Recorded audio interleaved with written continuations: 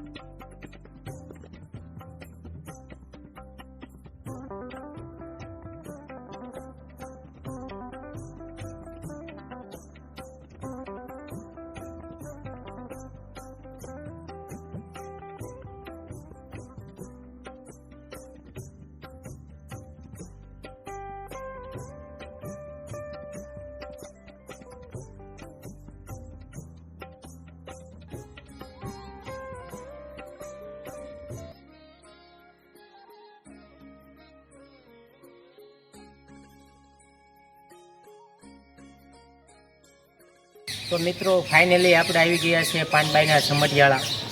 આ સમઢિયાળા ભાવનગર જિલ્લાના ઉમરાળા તાલુકામાં આવેલું એક ગામ છે. મિત્રો આજે આપણે આ મંદિરના ઇતિહાસની થોડી ઘણી વાતો કરશું, અને એ વાત માટે તમે અમારી ચેનલ સનાતન ધર્મ સાથે જોડાયા રહો.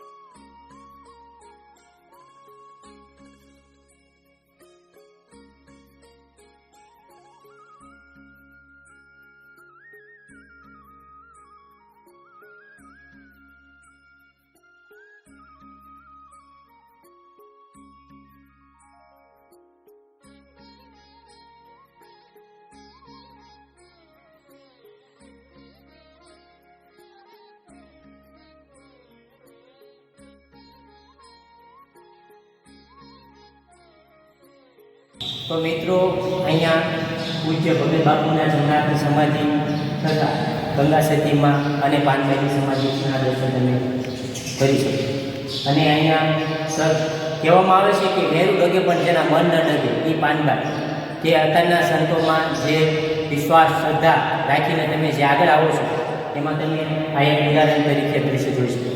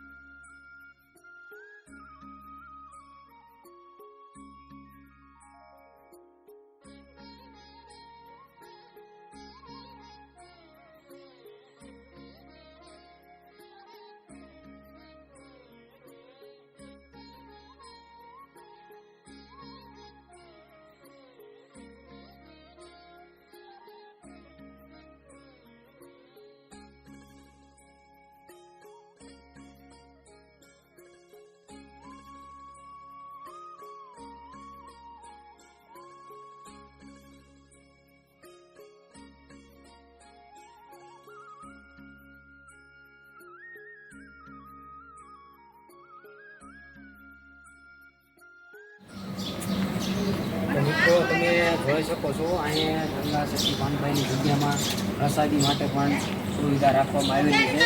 તો તમે જ્યારે દર્શન કરવા માટે આવો તો અહીંયા પ્રસાદીની પણ સુવિધા છે, તો તમે પ્રસાદી પણ લઈ શકો છો.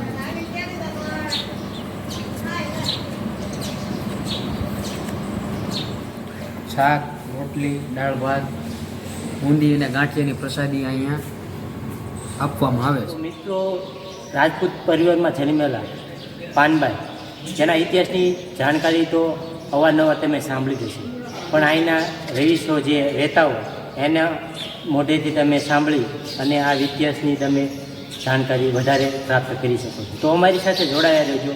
તમારું નામ? મારું નામ ગિરિરાજસિંહ રાણુભા ગોહિલ.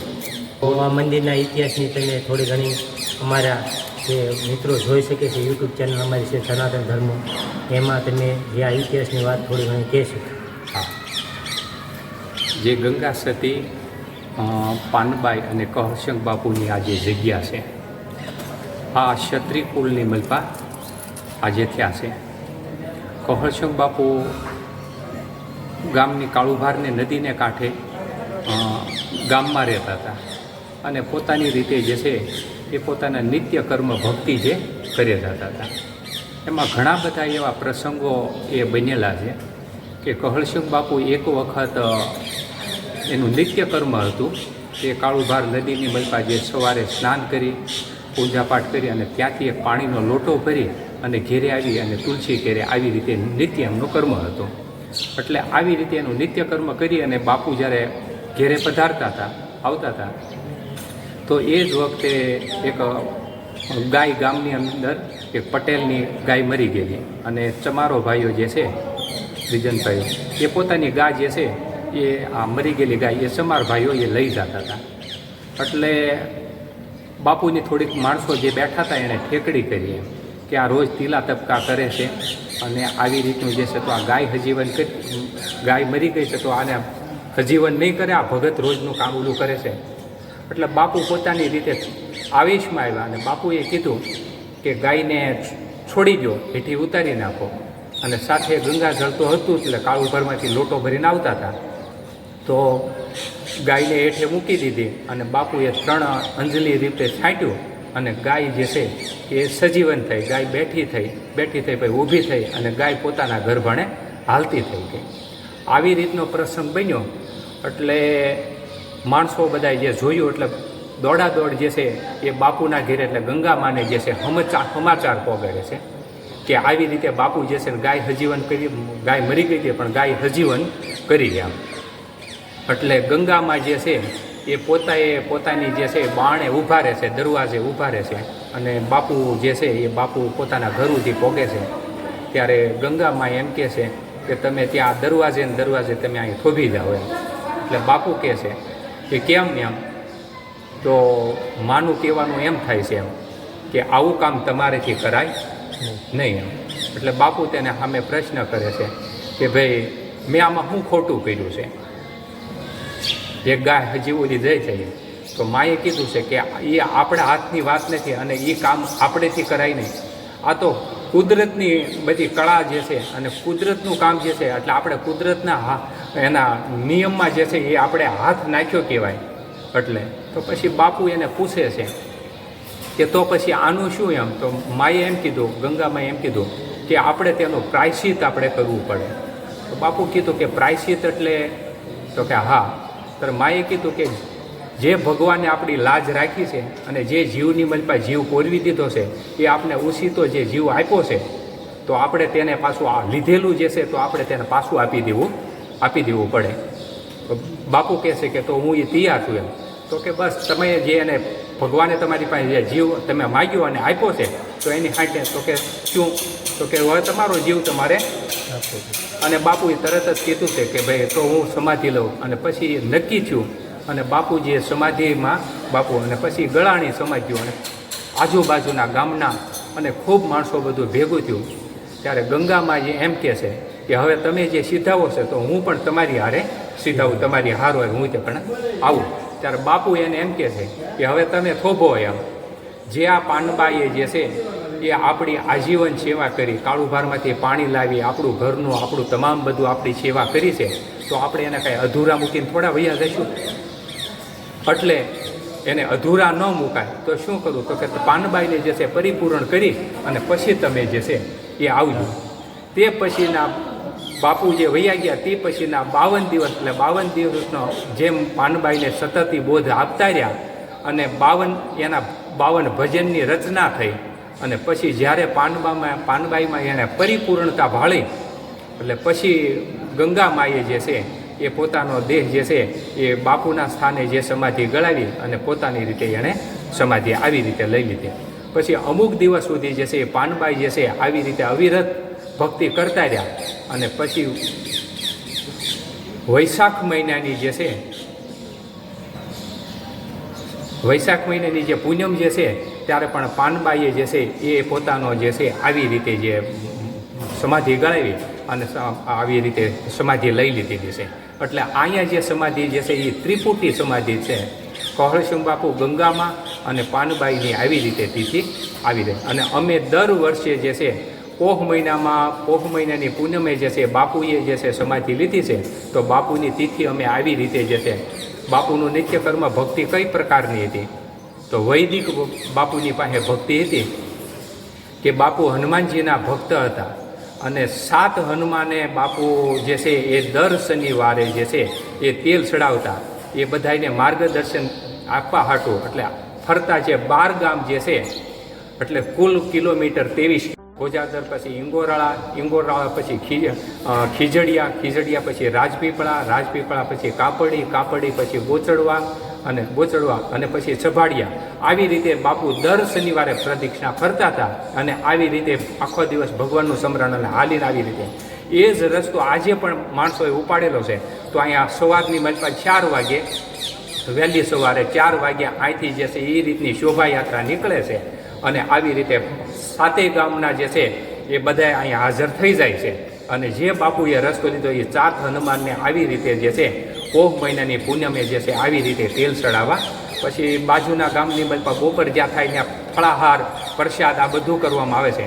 5 વાગે ત્યાં ગંગા સતીની જગ્યામાં પહોંચી જાય છે. અને પછી તમામ ગામના બધાયનો પ્રસાદનો વ્યવસ્થા થાય છે. અને બધાયને અહીંથી જેને વાહનની વ્યવસ્થા ન હોય એ બધી વ્યવસ્થા અહીંથી કરી દેવામાં આવે છે. અને પોતપોતાના ગામની મલપા આવી રીતે પોગાડી જાય છે. આ રીતનો એનો ઇતિહાસ છે. બાપુની આ જે છે એ ગામની અંદર રહેતા હતા, પણ પછી બાપુએ પોતાને જગ્યા, એટલે પોતાની વાડીની જ મલપા પછી વહી આવ્યા.